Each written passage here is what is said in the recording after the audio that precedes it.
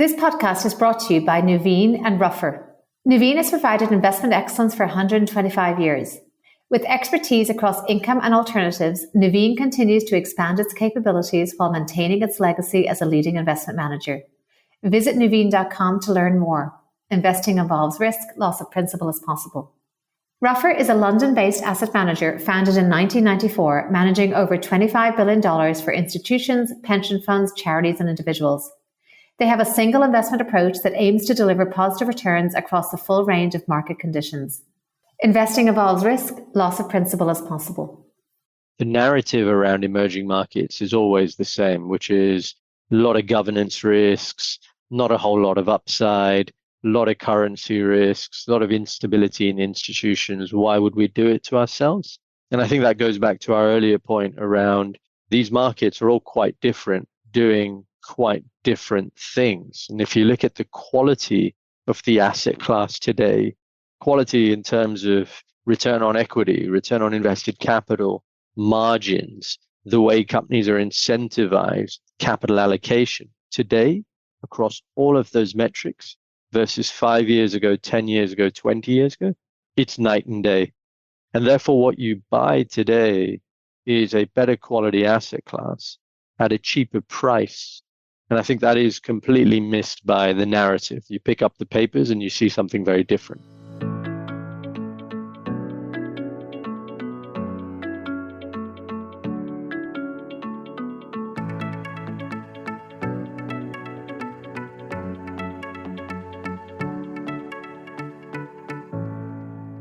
I'm Aoife Devitt, and welcome to the 50 Faces podcast, a podcast committed to revealing the richness and diversity of the world of investment by focusing on its people and their stories.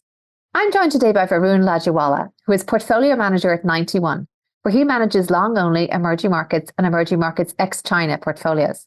He started his career as a consultant and moved into stockpicking via Asia-focused sales. Welcome, Varun. Thanks for joining me today. Thanks for having me, Aoife. Let's start a little bit by talking about your background and your career journey. Where did you grow up? What did you study? And how did you come to enter the world of investing eventually? Sure. So I was born in India, in Mumbai, or Bombay as it was called back then. My grandfather saw an advert in the newspaper when I was 4 for a job opportunity in Holland and said to my dad, "You'd be crazy not to apply." Dad applied, got the job, and in 1988 we moved out to Holland. And we were the first members of our family to leave India. And the plan was, I suppose, to spend a couple of years in Holland, save a bit of money, and then move back home. A couple of years has become close to 40 years later. So my parents never really left. They're still in Holland, and that's where I grew up. I was traveling back to India several times a year when my grandparents were still around, and that connection to India today is still close to my heart. So I was born in India, grew up in Holland, and then I suppose with regards to school and career, went to university in the UK. So I went to Warwick, where I studied business. And I was always interested in what made businesses tick. Why were some businesses more successful than others? Was it the people? There's the culture, the products. And I felt that at the time, a good place to sort of explore that curiosity was by getting into management consulting. And that was my first job out of uni. And I remember this quite clearly. I was on a plane somewhere for a weekend, probably to see my parents. And I was about a year and a half into the management consultant gig, which was interesting, but I didn't quite feel it was for me.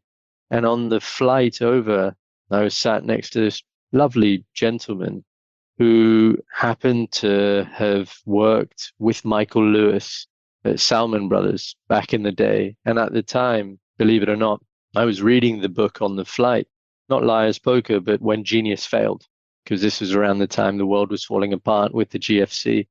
And just chatting to this guy got me so interested in markets and finance. And at the same period, I think in the summer of 2009, I read another book, which really sort of changed the course of my trajectory. It was Paulo Coelho's The Alchemist. And that's quite a powerful short book, which sort of really for me allowed me to think about what the dream is and then focus on the execution of that dream. And the dream was to do something very different in a place very different. So I went as far away possible from everything I knew and moved to Hong Kong. And in Hong Kong, I joined and Macquarie. So I was a salesperson on the equity sales desk, having heard these wonderful stories from the gentleman I sat next to on the flight, and absolutely loved everything about it.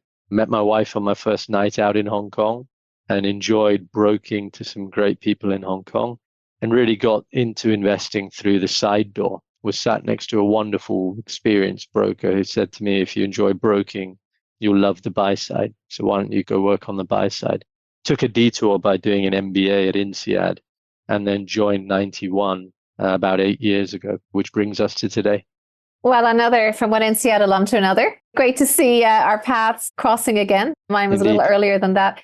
And it's fascinating just to go back a little bit in terms of cultural integration, because 4 years old, going to Holland from India, how was that? I mean, you said you were the first of your family to go abroad like that and live abroad, I suppose. Any memories from that maybe gave you a cultural sensitivity that you've taken in your different trips around the world? Yeah, I mean, it was certainly a pivotal moment. You know, you think about that movie Sliding Doors, missing the train and making the train. It leads you to two very different paths.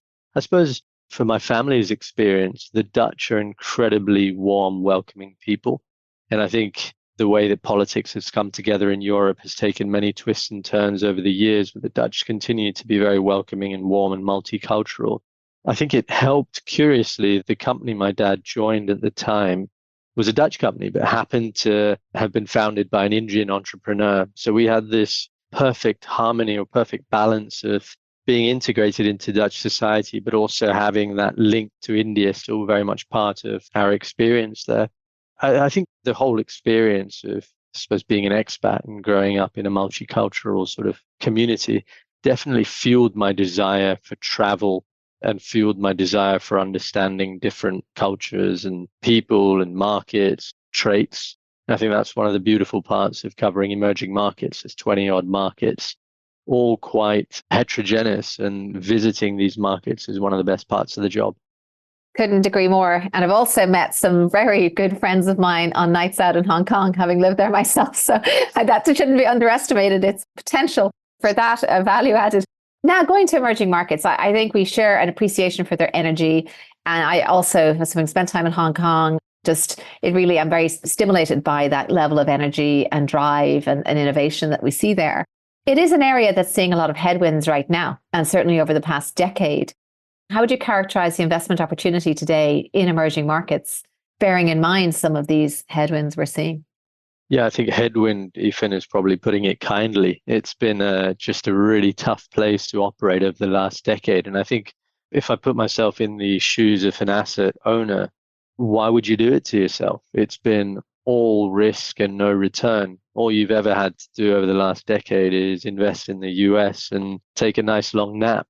Having said that, I think the confluence of a number of things are coming together for emerging markets today, not least the dollar, which, I'm not a currency specialist, so don't take my word for it. But I think if you look at where the interest rate cycles are in emerging markets versus the US, you could foresee a scenario where the dollar, which is, made 20-year highs, doesn't necessarily grind further up. It sort of peaks out. So I think that's one big headwind that sort of comes under control. I think the other is EMs get painted with one brush. And I think that sort of ignores the heterogeneous nature of those markets, particularly the one biggest market that's moving in, I would say, not the wrong direction, but it's coming under pressure, which is China. So I think the way to think about it is almost two separate asset classes, EM ex China and then China. If you look at EM ex China, the beta of the asset class last year was strong. EM ex China was up 18%. Developed markets were up 22%. Developed markets have your Nvidias, and your Amazons, and your Magnificent Sevens, and so on. The beta in ex China is very strong. You've got wonderful things happening in markets like India. You've got a corporate value up program that's been introduced, still very early days in Korea, but it's coming through. And so I think if I look out over the next 10 years, you could plausibly make the argument that the next 10 years will look very different to the last 10 years as EM is concerned. And you notice that I don't bring up valuation because EMs have always been cheap. I think you have cheapness now with a number of catalysts lining up. So talk to us a little bit more about those catalysts and what the next 10 years look like, because I suppose, I don't know if you call it a lost decade, a lost 15 years. There's certainly been a long period of underperformance. And some of the trends, the rising middle class, the rising power of the consumer, that hasn't changed. Yes, there's been regulatory overhang and intervention and this concept of investability, which has coursed through certain countries. So what's the next 10 years going to look like? Are we going to still bucket them as emerging markets? Are we going to still measure them against an index that is so, as you said, heterogeneous? How do you think the landscape will change? Yeah, I think in order to look forward, you must start by looking back and say what went wrong. If you look at what went wrong and you disaggregate emerging market returns into their various constituent parts, so revenue growth, margin growth, revaluation, currency impact, and finally what we call net issuance or dilution. If you look at those 5 separate drivers, the US over the last decade, every single one of those 5 drivers were positive. So incredibly unique circumstance. Now, in emerging markets, whilst revenue growth was positive, what really held the asset class back was what we call the dilution factor. And the dilution factor predominantly came from one market in emerging markets, which was China. And really that dilution impact takes into account the fact that the index took on board some enormous IPOs over the last decade, predominantly the Chinese internet companies, which came to the market at a very high valuation and subsequently, post all the regulation, derated to the market multiple. So I suppose the question then is, looking out over the next 10 years, should that dilution impact persist? Because if it does, we've got another 10 years of tough performance.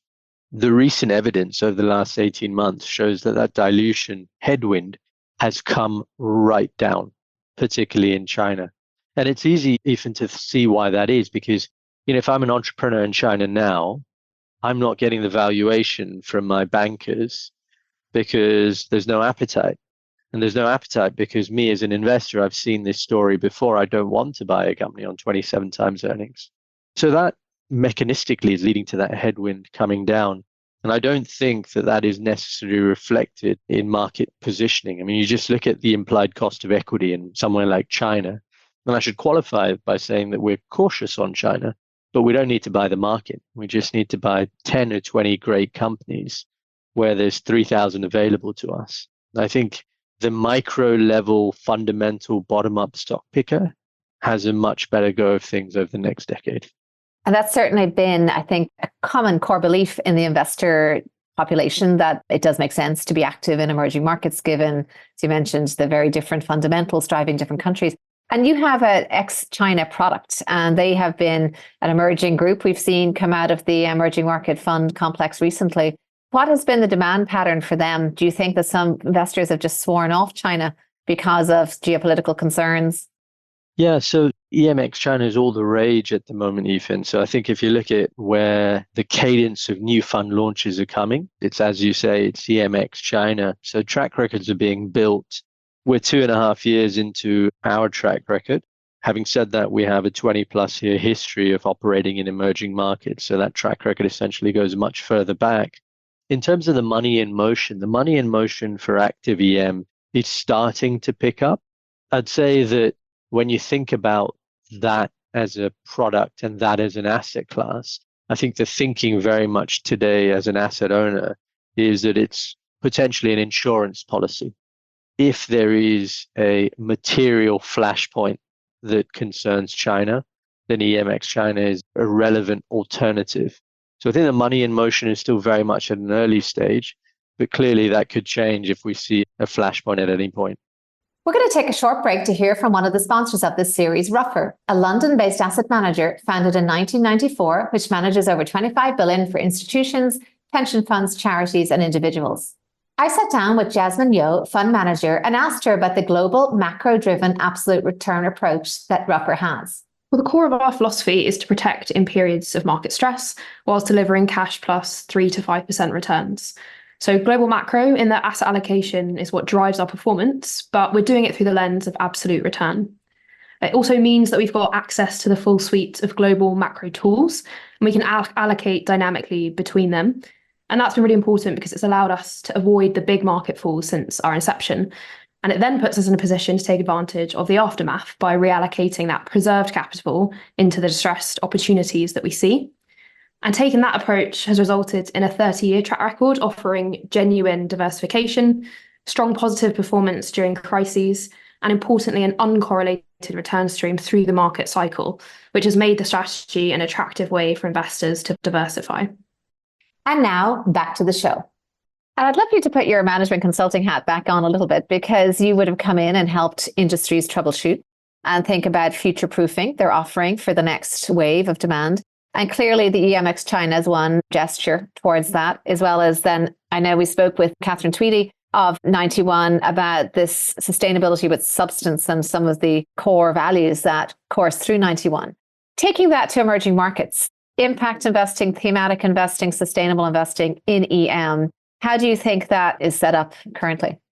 Yeah, it's an interesting question. So, I mean, Ethan, we as a business have always placed a lot of emphasis around sustainability, ESG, and that's not because it's fashionable. It's because in order to understand risks and opportunities around companies, that's just a fundamental part of the process. I suppose when it comes to the opportunity, there's many ways of going about it. And you will have spoken to my colleague Deirdre, who's extremely well versed on these matters. I suppose we're a little bit more nuanced where we sit, given the strategy that we run. Essentially, the way we think about ESG and sustainability in our world is there's two or three principles. The first obvious principle is that a net zero portfolio is not the same thing as a net zero world. And therefore, we can decarbonize our portfolios overnight. But has that really made any real world impact? I'm not necessarily sure it does. Principle number two is that what we try to do is quantify what tends to be non-financial risk. So if I'm looking at a mining company, I want to understand, well, what are the contingent liabilities on the balance sheet? How should I think about the cost of capital assumptions for a best-in-class mining company versus a worst-in-class mining company? So we're trying to quantify the non-financial information. I suppose the third sort of guiding principle is really around the direction of travel. So when you think about companies with great governance or excellent transition plans, essentially what the market pays up for is the second derivative. So is a company getting better? Not is it good or is it bad? So what we try to really front foot is looking for companies where positive change is underway. And then we focus our engagements around catalyzing and accelerating that positive change. Because I think when you think about emerging markets, they're so far behind in this journey versus developed markets. But you can't look at this asset class with a developed market mindset. You must treat it for what it is. And so we feel that those sort of two or three principles are a good way to achieve real world sort of outcomes as well as financial outcomes. And I'd love to just probe a little bit about that emerging market mindset versus developed market mindset. I'll tell you what it meant for me. When I went to Asia in 1997 as a lawyer, it meant having no precedent for contracts, etc. We just had to write our own, do exactly what it said on the tin, express the contract in words that we were told was the essence of the agreement. And so there was a lot more innovation, even at that level. I found trends were changing quite quickly. And they could be quite radical shifts, whether it be in demand, falling away, or in hypes and excitement around new ideas. So what is the emerging market mindset you think an investor needs to have? I think the mindset is around understanding what a business is trying to achieve, number one, and number two, the environment in which it operates. So we know that the incremental emissions are coming from emerging markets, and therefore emerging markets need to decarbonize as a priority. But I think going to a place like China and ripping out coal fireplaces from homes during winters is going to result in the loss of lives. And that's not the way to approach it. You think about India, which is a lot further behind in their journey towards decarbonizing. The way to think about it is who's going to make a real difference. Who's making a real difference is the likes of Reliance Industries. The history of that business is it's a refining business, but it's now getting into renewables and new energy. So, you've got a couple of businesses in India that are really going to make the difference. They don't have a history of being in renewables. They don't have a history of being part of the solution, but they for sure are part of the solution today. And I think it's very easy as a developed market investor to say, well, that's a refining business with a nascent renewables business. That's part of the problem. It's not, it's part of the solution. It also seems an argument for having boots on the ground in the region to kind of perceive these shifts that can be quite quick, as you mentioned. Is there anything we're missing? Anything that you think nobody's focusing on when it comes to emerging markets? Or if it's a negative thing, does it keep you up at night in that respect? Yeah, I think given where the valuations are, Ethan, and where sort of global positioning is in emerging markets, I think there's a lot more negativity than there is positivity. A lot of that is for the right reasons. I suppose what is missing is the narrative around emerging markets is always the same, which is a lot of governance risks, not a whole lot of upside, a lot of currency risks, a lot of instability in institutions. Why would we do it to ourselves? And I think that goes back to our earlier point around these markets are all quite different, doing quite different things. And if you look at the quality of the asset class today, quality in terms of return on equity, return on invested capital, margins, the way companies are incentivized, capital allocation today across all of those metrics versus 5 years ago, 10 years ago, 20 years ago, it's night and day. And therefore, what you buy today is a better quality asset class at a cheaper price. And I think that is completely missed by the narrative. You pick up the papers and you see something very different. Absolutely. Just wanted to shift gears a little to another theme that runs through this podcast, and it does relate a little bit to the ESG theme that I raised earlier, and that's around diversity in the industry. So you mentioned your own family's immigrant experience and going to a diverse and inclusive country like Holland. You've been in management consulting in the world of investment. Any observations as to how diverse the industry is relative to where you think it should be? I think the short answer is there's a long way to go. There's a lot more that needs to be done. Personally, I think I'm fortunate to be sat in a business where diversity is not a nice to have, but necessary, given we're a business that comes out of South Africa. And so diversity is really part of the culture. I think that diversity flows through our business, but also the smaller teams within the business.